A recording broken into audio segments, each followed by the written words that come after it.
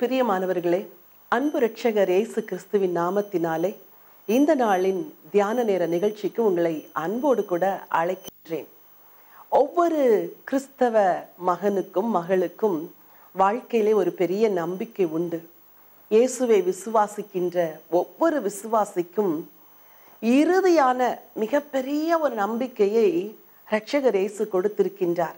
அதுதான் பரலோகத்தில் நாம் சென்று சேருகிற பாக்கியம் என்ற ஒரு நம்பிக்கை. இந்த புவி வாழ்வு உபத்திரம் நிறைந்ததாய், பிரச்சனைகள் நிறைந்ததாய், போராட்டங்கள் நிறைந்ததாய் இருக்கலாம். ஆனால் இந்த புவி வாழ்வின் முடிவிலே ஒரு மகிமையான பரலோகம் இருக்கிறது என்பதை நாம் ஒவ்வொருவரும் விசுவாசிக்க வேண்டும், விசுவாசிக்கின்றோம். இந்த பரலோகத்திற்கு செல்லுவதற்கு நாம் என்ன செய்ய வேண்டும்? உலகத்திலே பல மார்க்கங்கள் முக்தியடைய, மோட்சம் செல்ல பல வழிகளை சொல்லுகின்றன. ஆனால் அந்த பரலோகத்திற்கு யாராவது சென்று வந்தார்களா? அல்லது இதற்கு முன்பதாக பரலோகத்திற்கு போனவர்களை குறித்த வெளிப்பாடுகள் ஏதேனும் உண்டா? பரலோகம் எங்கே இருக்கிறது? அது எப்படி இருக்கும்? அங்கே யார் இருப்பார்? அங்கே என்ன நடக்கும்? அங்கே போகும் வழி என்ன என்றெல்லாம் கேட்டால் அநேகருக்கு தெளிவான பதிலை சொல்ல தெரிவதில்லை. ஆனால் பரலோகத்தை குறித்து மிகவும் தெளிவாக சொல்லுகிற ஒரே புத்தகம் உண்டு என்றால் பரிசுத்த வேதாகமம் தான் பரலோகத்தை குறித்து சகலவற்றையும் நமக்கு சொல்லுகின்ற ஒரு புத்தகம். இன்று நம்முடைய தியானத்திற்காக ஒரு வசனத்தை நான் உங்களுக்கு வாசிக்க விரும்புகின்றேன். சற்று நீங்கள் தரித்திருந்து இந்த பரலோகம் செல்வதற்கு நீங்கள் என்ன செய்ய வேண்டும் என்று உங்களோடு பகிர்ந்து கொள்ளப்படுகிற இந்த செய்தியை நீங்கள் கவனிக்க வேண்டும் என்று அன்போடு நான் உங்களை கேட்கின்றேன். வெளிப்படுத்தின விசேஷம் 19ஆம் அதிகாரம் 1வது வசனத்தை உங்களுக்காய் நான் வாசிக்க விரும்புகின்றேன். இவைகளுக்கு பின்பு பரலோகத்தில் திரளான ஜனக்கூட்டம் இடுகிற ஆரவாரத்தை கேட்டேன். அவர்கள் அல்லேலூயா, இரட்சண்யமும் மகிமையும் கனமும் வல்லமையும் நம்முடைய தேவனாகிய கர்த்தருக்கே உரியது. அவருடைய நியாய தீர்ப்புகள் சத்தியமும் நீதியுமானவைகள். இந்த வசனத்தின் துவக்கம் இவைகளுக்கு பின்பு பரலோகத்தில் திரளான ஜனக்கூட்டம் இடுகிற ஆரவாரத்தை கேட்டேன் என்று துவங்குகிறது. அந்த இவைகளுக்கு பின்பு என்ற ஒரு வசனத்தில் உலகத்தில் இதுவரைக்கு நடந்து கொண்டிருக்கிற இனிமேலும் நடக்க போகிற சகல சம்பவங்களும் முடிவு பெற்ற பின்பு, அதாவது உலகத்துக்கு முடிவு வருமே, அந்த முடிவுக்கு பின்பு பரலோகத்தில் திரளான ஜனக்கூட்டம் இடுகிற ஆரவாரத்தை கேட்டேன் என்று அப்போஸ்தலனாகிய யோவான் எழுதி வைத்திருக்கின்றார். திரளான ஜனக்கூட்டம் இடுகிற ஆரவாரம். இவர்கள் யார்? இவர்கள் எப்படி இந்த பரலோகத்திற்குள் வந்தார்கள்? இவர்கள் இங்கே வருவதற்கு என்ன செய்தார்கள்?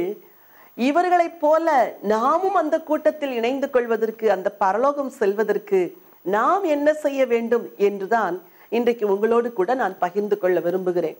என்னோடு கூட மத்தேயு எழுதின சுவிசேஷம் 4ஆம் அதிகாரம் 17ஆம் வசனத்திற்கு உங்கள் வேதத்தை திருப்பிக் கொள்ளுங்கள். மத்தேயு 4:17. அது முதல் இயேசு, மனம் திரும்புங்கள், பரலோக ராஜ்யம் சமீபித்திருக்கிறது என்று பிரசங்கிக்க தொடங்கினார். ஆண்டவர் இயேசு பூமியில் செய்த முதல் பிரசங்கம் இதுதான். மனம் திரும்புங்கள். இந்த செய்தியை சொல்லுவதற்குத்தான் தேவனுடைய குமாரனாகிய கிறிஸ்து பரலோகத்திலிருந்து பூமிக்கு வந்தார். இன்றைக்கு அநேகர் பரலோகம் செல்வதற்கு நன்மை செய்ய வேண்டும், தான தர்மம் செய்ய வேண்டும், ஏழைகளுக்கு உதவ வேண்டும், இதை செய்ய வேண்டும், அதை செய்ய வேண்டும், இவைகளையெல்லாம் செய்தால் பரலோகத்திற்கு சென்று விடலாம் என்று மக்களுக்கு சொல்லுகின்றார்கள். கிறிஸ்து சொன்னார், மனம் திரும்புங்கள். ஏன்? பரலோகம் செல்ல முடியாதபடி மனிதனை தடுக்கின்ற ஒரே ஒரு காரியம் உண்டு என்றால் பாவம். அந்த பாவம் குடிகொண்டு இருக்கிற இடம் இருதயம். அந்த இருதயம் பொல்லாங்குள்ளது, திருக்குள்ளது. அந்த இருதயத்தில் இருக்கிற பொல்லாத குணத்தை ஒரு மனிதனும் ஜெயிக்க முடியாது, ஒரு மனிதனும் மேற்கொள்ள முடியாது. ஆதாம் முதல் இன்றைக்கு வரைக்கு உலகத்தில் நடக்கிற பாவங்கள் எல்லாம் அதே பாவங்கள் தான் நடக்கின்றது, வேறு வேறு ரூபத்தில். அன்றைக்கு எப்படி கொலை செய்தார்களோ அதே போல் இன்றைக்கும் கொலை செய்கிறார்கள். அன்றைக்கு நடந்த விபச்சார பாவம் தான் இன்றைக்கும் நடக்கிறது, வேறு ரூபத்தில் நடக்கிறது, வேறு விதத்தில் நடக்கிறது. மனுக்குலத்தின் மிக பெரிய பிரச்சனை ஒன்று உண்டென்றால் அது பாவம். குடும்பங்களுக்குள் இன்றைக்கு எது பிரச்சனை என்று நீங்கள் சிந்தித்து பார்த்தால், ஒவ்வொரு தனி மனிதனுக்கும் உள்ள இருக்கிற பாவம் தான் குடும்பங்களுக்குள் பிரச்சனை. சபைக்குள் எது பிரச்சனை? பாவம். ஒரு தேசத்திற்கு எது பிரச்சனை? பாவம் தான் பிரச்சனை.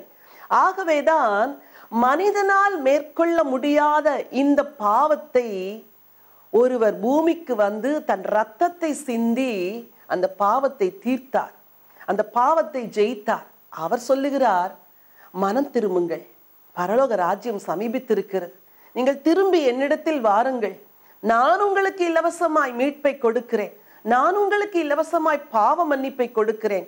நீங்கள் உங்கள் ஆயுளெல்லாம் உழைத்தாலும் பெற்றுக்கொள்ள முடியாத ஒரு பாவ மன்னிப்பை நான் உங்களுக்கு இலவசமாய் தருகிறேன். என்னிடத்தில் அந்த பாவ மன்னிப்பை நீங்கள் வாங்கும் பொழுது பரலோகம் உங்களுக்கு மிக சமீபமாய் இருக்கிறது என்றுதான் இயேசு நற்செய்தியை கூறி பிரசங்கித்தார். என் அன்புக்குரிய தேவனுடைய பிள்ளைகளே, நீங்கள் சம்பாதிக்க முடியாத ஒரு ஈவுதான் பரலோகம். நீங்கள் எத்தனை கோடிகள் கொடுத்தாலும் விலை கொடுத்து வாங்க முடியாத ஒரு பொக்கிஷம்தான் பரலோக பாக்கியம். ஆனால் இலவசமாய் ஒருவர் அதை உங்களுக்கு தருகிறாரே, அந்த இலவசமாய் கொடுக்கிற ஆண்டவரை உள்ளத்தில் ஏற்றுக்கொள்வீர்கள் என்றால், அவர் தருகிற பாவ மன்னிப்பை பெற்றுக்கொள்ள மனம் திரும்புவீர்கள் என்றால், நீங்களும் அந்த திரளான கூட்டத்தோடு இணைந்து கொண்டு இந்த புவி வாழ்வை முடித்து மகிழ்ச்சியான நித்திய பரலோகத்திற்குள் பிரவேசிப்பீர்கள் என்பதில் எந்த சந்தேகமும் இல்லை.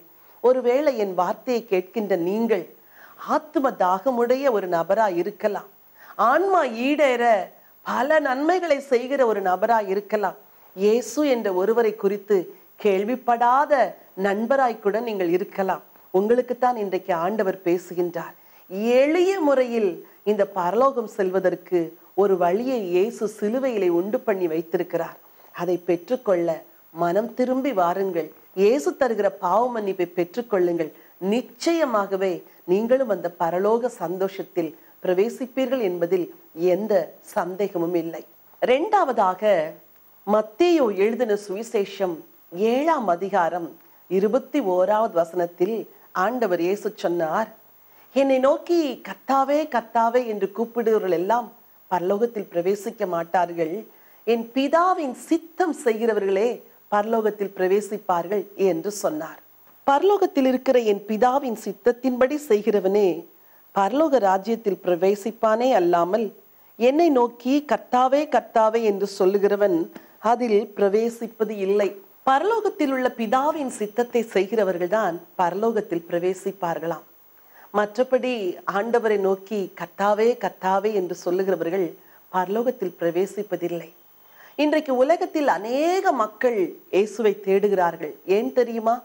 தங்கள் வாழ்வில் நன்மை வர வேண்டும், தங்களுக்கு சுகம் கிடைக்க வேண்டும், தங்கள் குடும்பத்திலே விடுதலை வர வேண்டும், பிசாசின் பிடியிலிருந்து இயேசு தங்களை ரட்சிக்க வேண்டும் என்று சொல்லி தங்களுடைய வாழ்க்கையின் விடுதலைக்காகத்தான் ஆண்டவர் இயேசுவினிடத்தில் வருகின்றார்கள். ஆனால் இங்கே ஆண்டவர் சொல்லுகிறார், என்னை நோக்கி கர்த்தாவே கர்த்தாவே என்று மாத்திரம் சொல்லுகிறவர்கள் பரலோகத்தில் பிரவேசிக்க முடியாது. இது யாரை குறிக்கிறது? தங்கள் தேவைகளுக்காக மாத்திரம் இயேசுவை தேடுகிறவர்களை குறிக்கிறது. நீங்கள் உங்கள் வாழ்வில் உங்கள் தேவைகளுக்காக மாத்திரம் இயேசுவை தேடி அதற்கு மேலாக அவர் உங்களிடத்தில் என்ன விரும்புகிறார் என்பதை சற்றேனும் கண்டுகொள்ளாத ஒரு நபராய் இருப்பீர்கள் என்றால், இன்றைக்கு ஆண்டவர் உங்களோடு கூட இடைப்பட்டு கொண்டிருக்கின்றார். உங்கள் வாழ்வில் ஒவ்வொரு நாளும் நீங்கள் தேவ சித்தம் செய்ய வேண்டும். நீங்கள் கேட்கலாம், ஆண்டவருடைய சித்தத்தை நான் எப்படி அறிந்து கொள்வது என்று. இந்த வேத புத்தகம் இருக்கிறதே, அது ஒரு மகிமையான புத்தகம். உலகத்தில் உள்ள எல்லா மக்களோடும் பேசுகிற ஒரு புத்தகம். இது ஒரு ஜீவ புத்தகம், உயிருள்ள ஒரு புத்தகம். ஒரு குழந்தை எடுத்து இந்த புத்தகத்தை வாசித்தாலும் அந்த குழந்தையோடும் இந்த வேதம் பேசும். ஒரு ஞானி எடுத்து இந்த புத்தகத்தை வாசித்தாலும் அந்த ஞானியோடு இந்த வேத புத்தகம் பேசும். தேசத்தை ஆளுகிற ஒரு தலைவன் எடுத்து இந்த புத்தகத்தை வாசித்தால் அந்த தலைவனுக்கு என்ன தேவையோ அந்த காரியத்தை இந்த புத்தகம் அந்த தலைவனோடு கூட பேசும். என் அன்புக்குரியவர்களே, பேசுகின்ற இந்த புத்தகத்தை திறந்த மனதோடு கூட நீங்கள் வாசிக்கும் பொழுது ஆண்டவர் உங்களோடு கூட பேசுவார். நீங்கள் என்ன செய்ய வேண்டும் என்று சொல்லுவார். கடவுளுடைய சித்தம் எது என்று உங்களுக்கு போதிப்பார். இது தவறா, இது சரியா என்று சொல்லி அநேகர் கேள்வி கேட்கின்றார்கள். அவர்களுக்கு பதில் இதில் இருக்கிறது. என் அன்பு கிறிஸ்தவ மக்களே, உங்களில் அநேகர் பலவிதமான மார்க்கங்களை பின்பற்றுகிறவர்களாய் இருக்கிறீர்கள். நீங்கள் ஒருவேளை கிறிஸ்தவ மார்க்கத்திலேயே வித்தியாசமான ஒரு வழியை பின்பற்றுகிற ஒரு நபராய் இருப்பீர்கள் என்றால், நீங்கள் செய்வது சரியா தவறா என்று இந்த வேத புத்தகத்தை திறந்த மனதோடு வாசித்து பார்ப்பீர்கள் என்றால் ஆண்டவர் உங்களிடத்தில் பேசுவார். நான் ஒரு கத்தோலிக்க மார்க்கத்தில் இருந்து இரட்சகர் இயேசுவை என் உள்ளத்தில் ஏற்றுக்கொண்டு அவருடைய மகளாக மாறினேன். என் உள்ளத்தில் ஏராளமான கேள்விகள் இருந்தது. என் மார்க்கம் எனக்கு கற்றுக் கொடுத்த இவைகளெல்லாம் சரியா தவறா என்று நான் குழம்பி இருந்த நேரத்தில் பலரும் பல ஆலோசனை சொன்னார்கள். சிலர் சொன்னார்கள், நீ செய்வது இதெல்லாம் தவறு என்றார்கள். என்னால் ஏற்றுக்கொள்ளவே முடியாதிருந்தது. என்றைக்கு வேதத்தை திறந்த மனதோடு வேதத்தை வாசிக்க ஆரம்பித்தேனோ, என் உள்ளத்தில் உள்ள சந்தேகங்களை எல்லாம் ஆண்டவர் என்னை விட்டு எடுத்து போட்டார். நான் பின்பற்றுகிற மார்க்கத்தில் எது தவறு எது சரி என்பதை வேதம் எனக்கு கற்றுக் கொடுத்தது. வேதத்திலிருந்து தெளிவை பெற்றுக்கொண்ட பின் தவறானவைகளை ஒதுக்கினேன், சரியானவைகளை பின்பற்ற ஆரம்பித்தேன். நீங்களும் கூட தேவனுடைய சித்தத்தை செய்தால்தான் பரலோகம் செல்ல முடியுமே ஒழிய, மார்க்கங்கள் சொல்லுவதை பின்பற்றும் பொழுது பரலோகம் செல்ல முடியாது. இன்றைக்கு திறந்த மனதோடு இந்த வேதத்தை வாசியுங்கள். என் அன்புக்குரியவர்களே, ஒருவேளை உங்கள் கையிலே ஒரு வேத புத்தகம் இல்லாதிருக்கலாம். நீங்கள் ஒரு வேத புத்தகத்தை வாங்கி அதை திறந்த மனதோடு வாசிக்க துவங்குங்கள். உங்களோடு கூட ஆண்டவர் இடைப்படுவார். தேவனுடைய சித்தம் செய்கிறவர்கள் மாத்திரமே பரலோகம் செல்ல முடியுமா? மூன்றாவதாக, மத்தேயு எழுதின சுவிசேஷம் 5ஆம் அதிகாரம் 3ஆம் வசனத்தில், ஆவியில் எளிமையுள்ளவர்கள் பாக்கியவான்கள், பரலோக ராஜ்யம் அவர்களுடையது என்று இயேசு கிறிஸ்து மலை பிரசங்கத்தில் திருவாய் மொழிந்தார். யார் பரலோக ராஜ்யத்திற்கு செல்லுவார்களாம்? ஆவியில் எளிமையுள்ளவர்கள். மற்றும் ஒரு இடத்தில் கிறிஸ்து சொன்னார், இந்த சிறு பிள்ளையை போல தன்னை தாழ்த்துகிறவன் தான் பரலோக ராஜ்யத்தில் பிரவேசிப்பான் என்று சொல்லி, கள்ளம் கபடம் நிறைந்த ஒரு உள்ளத்தை தான் இயேசு தன்னுடைய இரத்தத்தினாலே கழுவுகின்றார், ரட்சிக்கின்றார். இயேசுவை ஏற்றுக்கொள்வதற்கு முன்பு இருதயம் திருக்குள்ளதாயிருக்கலாம், மாறுபாடுள்ளதாயிருக்கலாம், கள்ளம் கபடுள்ளதாயிருக்கலாம், கொலை வெறி பாவங்களை செய்து கொண்டு ஒரு இருதயமாய் இருக்கலாம். ஆனால் கிறிஸ்து உள்ளே வரும் பொழுது பாவங்களை எல்லாம் கழுவி விடுகின்றார். இப்பொழுது தூய உள்ளத்தோடு கூட வாழ விரும்புகின்றார். எளிய ஆவியோடு கூட கிறிஸ்தவ வாழ்க்கையை வாழ வேண்டும் என்று கிறிஸ்து கற்பித்து கொடுக்கின்றார். அவருடைய போதனைகள் எல்லாம் நம்மை எளிமை உள்ளவர்களாய் மாற்றுகின்றது. அவருடைய போதனைகள் நம்மை தாழ்மை உள்ளவர்களாய் மாற்றுகிறது. ஆகவே இயேசுவை ஏற்றுக்கொண்டு மனம் திரும்பிய நீங்கள் உங்கள் சுபாவங்களிலே மாற்றங்களை காண்பிக்காவிட்டால் பரலோகம் செல்லுவது கடினம். ரட்சிக்கப்படும் முன்பும் அதே சுபாவம், ரட்சிக்கப்பட்ட பின்பும் அதே சுபாவம் இருக்கிறது என்றால் உங்கள் ரட்சிப்பை நீங்கள் பரிசோதிக்க வேண்டியது அவசியம். என் அன்புக்குரியவர்களே, ஆவியில் எளிமை உள்ளவர்கள் பாக்கியவான்கள், பரலோக ராஜ்யம் அவர்களுடையது. ஏன் தெரியுமா? பரலோகத்தில் பெருமைக்கு இடம் இல்லை, பரலோகத்தில் ஜாதி பிரிவினைக்கு இடம் இல்லை, பரலோகத்தில் மேட்டிமைக்கு இடம் இல்லை, பரலோகத்தில் ஐஸ்வர்யவான் ஏழை என்ற அந்த வேறுபாடு இல்லை, பரலோகத்தில் இன்ன ஜாதியார் இவர்கள் என்ற ஜாதி வேறுபாடு இல்லை, இந்த தேசத்தார் இவர்கள் என்ற தேச வேறுபாடும் இல்லை, நிற வேறுபாடு இல்லை, மொழி கலாச்சார வேறுபாடு இல்லை. அங்கே எல்லாரும் ஒரு தகப்பனுடைய பிள்ளைகளாய் வாழுகின்ற ஒரு பாக்கியமான வாழ்வுதான் அங்கே இருக்கிறது. ஆகவேதான் அந்த பரலோகத்தில் நாம் எப்படி பாவமில்லாதவர்களாய் இருக்கிறோமோ அதே போல இந்த பூமியிலும் கள்ளம் கபடு இல்லாதவர்களாய், பொய் பேசாதவர்களாய், சுத்த வாழ்க்கை வாழுகிறவர்களாய், ஆவியில் எளிமையுள்ளவர்களாய், தாழ்மையுள்ளவர்களாய் இருக்க வேண்டும் என்று கிறிஸ்து விரும்புகின்றார். ஆகவே உங்கள் சுபாவங்களில் மாற்றங்களை கொண்டு வரவும், உங்கள் ஆவியில் ஒரு சுத்திகரிப்பை கொண்டு வருவதற்கும் நீங்கள் முயற்சி செய்ய வேண்டும். பல காரியங்களுக்காய் ஜெபிக்கிறீர்கள், உங்கள் ஆவி மாற வேண்டும் என்று ஜெபம் செய்யுங்கள். பல காரியங்களுக்காய் உபவாசிக்கிறீர்கள், உங்கள் சுபாவம் குணநலன்கள் மாற வேண்டும் என்று ஆண்டவரிடத்தில் வேண்டுதல் செய்யுங்கள்.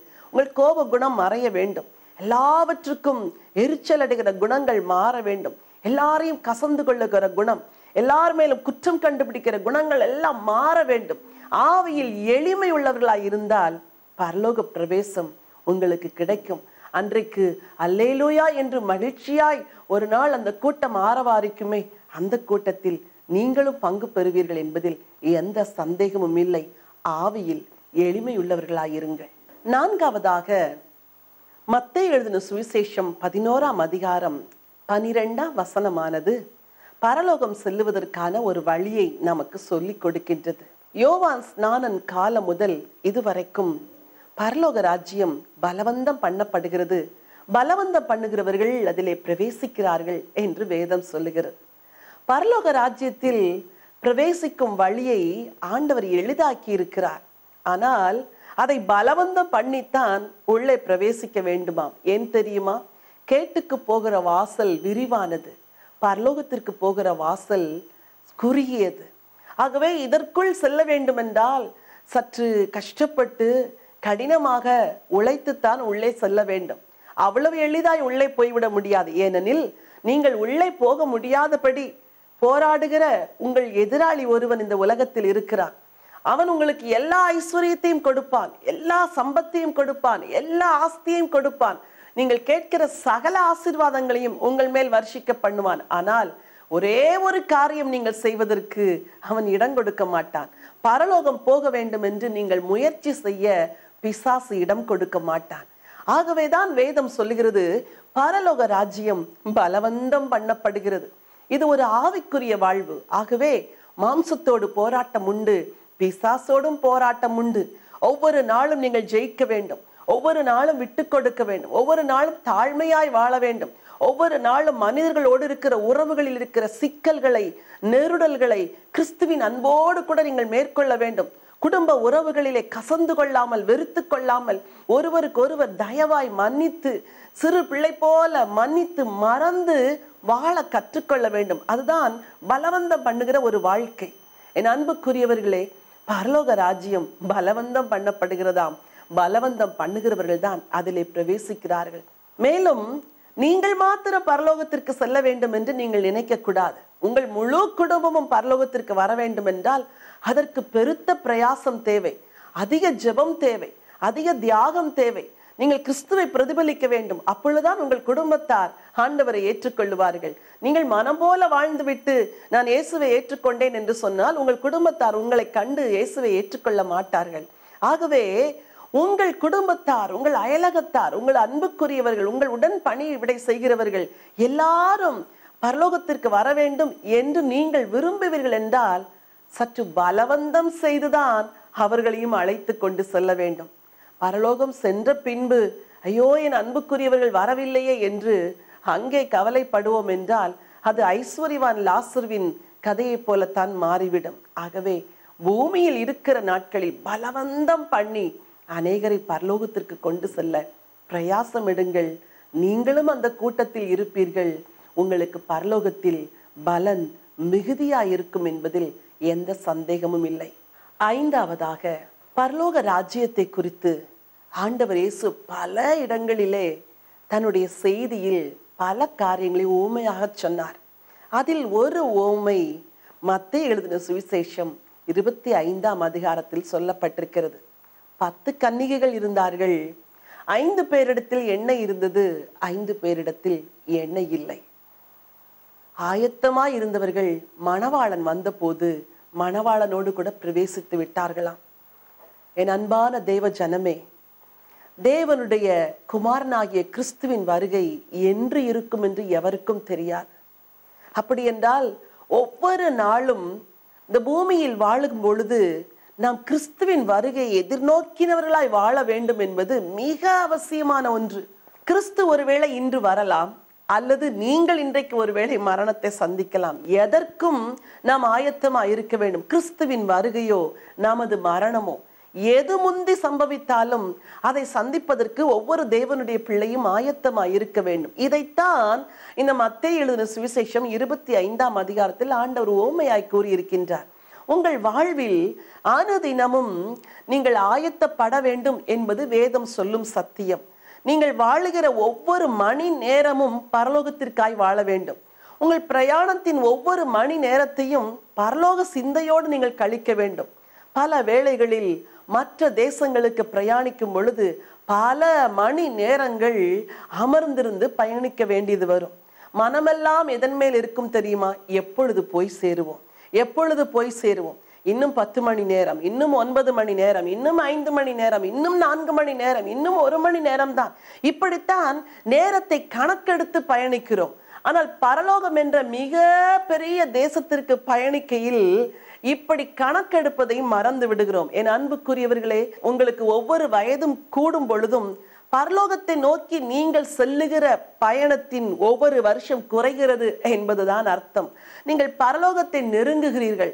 ஒவ்வொரு ஆண்டு உங்களுக்கு கூட கூட நீங்கள் பரலோக ராஜ்யத்தை நெருங்குகிறீர்கள் என்ற சிந்தையோடு வாழ்வீர்கள் என்றால் பூமிக்குரியவர்களை வெறுத்து விடுவீர்கள். உறவுகளிலே உள்ள சிக்கல்களை உடனடியாய் சீர்படுத்தி விடுவீர்கள். ஆண்டவருக்காக எல்லாவற்றையும் நஷ்டமாய் விடுவீர்கள். உங்களுக்கு தேவன் கொடுக்கிற ஆஸ்தியை தாராளமாய் தேவ ராஜ்யத்திற்கென்று விதைப்பீர்கள். பரலோக சிந்தையுடையவர்களாய் இருப்பீர்கள். வேதம் சொல்லுகிறது, ஆயத்தமான கன்னிகைகள் மணவாளனோடு பிரவேசித்தார்களாம். அந்த பெரிய மகிமைக்குள் பிரவேசிக்க ஆயத்தம் தேவை. ஒவ்வொரு நாளும் அதிகாலையில் எழும்பும் பொழுது கிருபையை கேட்டு இன்று வருவீர் என்றால் இந்த நாளெல்லாம் நான் உமக்காய் ஆயத்தமாக எனக்கு உதவும் என்று கேளுங்கள். இரவு படுக்கைக்கு செல்லும் முன் இன்று வருவீர் என்றால் என்னை எடுத்துக்கொள்ளும் உம்மோடு என்று சொல்லுங்கள். உங்கள் முழு குடும்பத்தையும் பரலோக ராஜ்யத்தில் காண வேண்டும் என்ற தாகத்தோடு ஒவ்வொரு நாளும் உங்கள் குடும்பத்தாரை பக்தி மார்க்கத்திலே நடத்துங்கள். பெற்றோரே, உங்கள் பிள்ளைகளுக்கு நீங்கள் உத்தரவாதி. உங்கள் பிள்ளைகளுக்கு பரலோகத்தை குறித்து ஒவ்வொரு நாளும் சொல்லிக் கொடுங்கள். பரலோகத்தை குறித்த பயத்தோடு கூடிய எண்ணங்களை உள்ளத்திலே விதையுங்கள். ஒரு பெரிய நாட்டிற்கு செல்ல வேண்டும், நீ இதை செய்யாதே, இது இந்த உலகத்துக்குரியது, இது பூமிக்குரியது என்று கற்றுக்கொடுங்கள். வாலிப பிள்ளைகளே, உங்கள் பெற்றோர் உங்களுக்கு சொல்லுகிற ஆலோசனைகளை அல்லல் தட்டாதிருங்கள். உங்கள் இருதயத்தில் பரலோகம் செல்ல வேண்டும் என்ற பயத்தோடு ஒவ்வொரு நாளும் ஆண்டவருக்காய் ஆயத்தப்படுங்கள். பரலோகத்தில் திரளான கூட்டம் இடுகின்ற ஆரவார சத்தம் கேட்டேன் என்று யோவான் எழுதிய அந்த மகிமையின் நாளை நீங்கள் ஒவ்வொருவரும் காண வேண்டும் என்பதே என் உள்ளத்தின் வாஞ்சியும் என்னுடைய ஜெபம். அதற்காகவே இந்த வார்த்தைகளை உங்களோடு கூட பகிர்ந்திருக்கிறேன். மனம் திரும்புங்கள், பரலோக ராஜ்யம் சமீபமாய் இருக்கிறது. உங்கள் ஆவியில் எளிமை உள்ளவர்களாய் இருங்கள். பரலோக ராஜ்யம் சமீபமாய் இருக்கிறது. ஆண்டவருடைய கற்பனைகளை கைக்கொண்டு அவருடைய சித்தத்தை செய்யுங்கள். பரலோக ராஜ்யம் சமீபமாய் இருக்கிறது.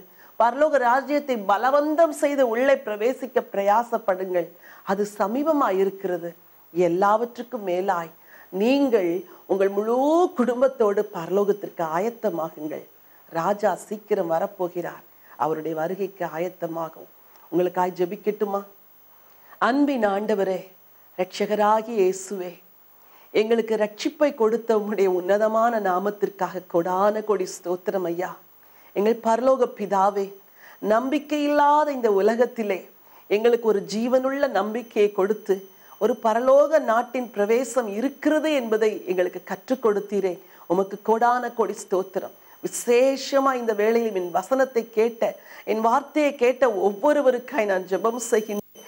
பரலோக ராஜ்ய திரளான கூட்டம் இடுகிற அந்த ஆரவார சத்தத்திலே உம்முடைய பிள்ளைகளும் பங்கெடுக்க வேண்டும் ஐயா.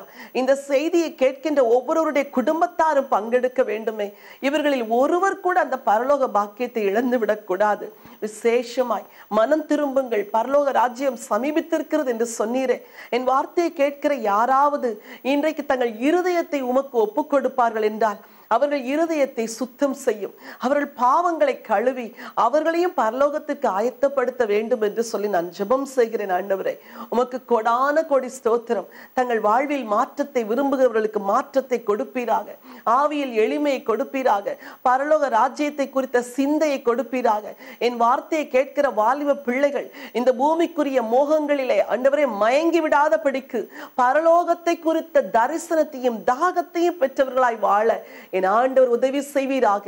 என் வார்த்தையை கேட்கின்ற ஒவ்வொரு குடும்பத்துக்காய் ஜெபிக்கின்றேன். குடும்பமாய் இந்த நேரத்துல முழங்கால் படியிடுகிற பிள்ளைகளுக்காய் ஜெபம் செய்கிறேன். இயேசுவின் நாமத்துல இந்த முழு குடும்பமும் பரலோகம் வர வேண்டும். ஒருவர் கூட கைவிடப்படக்கூடாது ஆண்டவரே. எல்லாரையும் ஆயத்தப்படுத்துவீராக. உமக்கு ஸ்தோத்திரம் எங்கள் எஜமானரே. உம்முடைய வருகை சமீபமா இருக்கிறபடினால் இந்த பூமிக்குரிய ஒரு காரியமும் உம்முடைய பிள்ளைகளை தடை செய்யாதபடி பரலோகம் கொண்டு செல்ல கர்த்தர் உதவி செய்ய வேண்டும் என்று சொல்லி ஜெபிக்கிறேன். தங்களுடைய வாழ்க்கையில் இருக்கிற குறைவுகளுக்காய், தங்கள் வாழ்க்கையில் இருக்கிற குறைவுகளுக்காய், தேவைகளுக்காய், பிரச்சனைகளுக்காய், வியாதிகளுக்காய், சமாதானத்துக்காய் ஜெபிக்கிற உடைய பிள்ளைகளுக்காக உடைய அடியால் வேண்டிக் கொள்கிறேன். என் ஆண்டவர் உடைய வலது கரத்தை நீட்டி அவர்களை ஆசீர்வதிப்பீராக. எல்லா பிரச்சனைகளையும் மாற்றி விடுதலையும் சுகமும் ஆசீர்வாதத்தையும் கொடுக்கும்படியா ஜெபிக்கிறேன் ஐயா. நீ அப்படி செய்கிறதற்காய் கொடான கொடி ஸ்தோத்திரம். இரட்சகரும் அருமை மீட்பருமா இயேசு கிறிஸ்துவின் நாமத்தில் வேண்டிக் கொள்கிறேன் ஜீவனுள்ள நல்ல பிதாவே, ஆமென், ஆமென். பிரியமானவர்களே, பரலோகத்தின் பாக்கியம் மகா பெரியது. அந்த பாக்கியத்தை பெற்றுக்கொள்ள பிரயாசப்படுங்கள். God bless you. இயேசுவின் இயக்கம் என்ற ஊழியம் இயேசுவின் அன்பையும் இயேசுவின் வார்த்தையையும் பூமியின் கடைசி மனிதனுக்கும் கொண்டு செல்ல வேண்டும் என்ற தரிசனத்தோடு ஸ்தாபிக்கப்பட்டதாகும். சகோதரர் டாக்டர் ஆண்ட்ரூ தேவ், சகோதரி டாக்டர் ஜெயராணி ஆண்ட்ரூ தேவ் குடும்பமாய் செய்து வரும் இவ்வூழியங்களின் மூலம் நற்செய்தி கூட்டங்கள், எழுப்புதல் முகாம், குடும்ப முகாம், வாலிபர் ஊழியங்கள், பெண்கள் ஊழியங்கள், சிட்டிலைட் ஜெபக்குழுக்கள், புத்தக ஊழியம், ஒளி நாடாக்கள், மருத்துவ சேவை, இவைகளோடு வேதாகம பயிற்சி கல்லூரி என 10 வகை ஊழியங்கள் இவ்வியக்கத்தின் மூலம் நடைபெற்று வருகின்றன. இந்த நிகழ்ச்சியின் மூலம் நீங்கள் பெற்ற ஆசீர்வாதங்களை எங்களுக்கு தெரியப்படுத்துங்கள். இந்த ஊழியத்தை உங்கள் ஜெபங்களாலும் காணிக்கைகளாலும் தாங்குங்கள். நீங்கள் எங்களோடு தொடர்பு கொள்ள வேண்டிய முகவரி பைபிள் கால்ஸ் 4/557 வலையாபதி சாலை, Mogappair East, Chennai 37, India. Contact number 919244448080 918939397739. Our email ID biblecalls@gmail.com. Our website www.thejesusmission.in, www.biblecalls.com. இந்த ஊழியத்தை உங்கள் பொருளாலும் காணிக்கையாலும் தாங்க அன்போடு அழைக்கிறோம். எங்கள் வங்கி விவரம் Bible Calls account number 189020001658, Axis Bank, Chennai 7, IFS code UTIB 0000189. எமது நிகழ்ச்சிகளை தொடர்ந்து பைபிள் டிவி வெப் டிவியிலும் காணத் தவறாதீர்கள். Website www.bibletv.tv. இறைவன் இயேசு உங்களை ஆசீர்வதித்து காப்பாராக.